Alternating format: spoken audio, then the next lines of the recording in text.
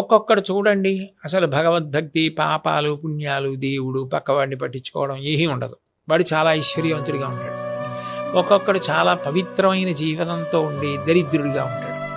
అప్పుడు సాధారణంగా ఏమంటారంటే, ఏమండి భగవంతుడు అన్నవాడు ఉంటే ఈయన ఇలా ఉండడం ఏంటి, ఆయన అలా ఉండడం ఏంటి? కరెక్ట్.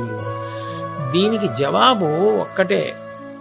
సనాతన ధర్మంలో ప్రాణప్రదమైన సిద్ధాంతం ఏమిటంటే కర్మ సిద్ధాంతం. గత జన్మలలో మీరు చేసిన పాపపుణ్యాలు ఏ ఉన్నాయో వాటిని మీరు ఈ జన్మలో అనుభవించాలి అని. ఆయన గత జన్మలలో పుణ్యం చేశాడు, దాని ఫలితం ఇప్పుడు ఐశ్వర్యం అనుభవిస్తున్నాడు. ఇప్పుడు చేస్తున్నాడు పాపం, దీన్ని అనుభవిస్తున్నాడు. ఆయన గత జన్మలో పాపం ఇప్పుడు పూర్తి చేసేసుకుంటున్నాడు, అయినా ఇప్పుడు పవిత్ర జీవనం పొందున్నాడు.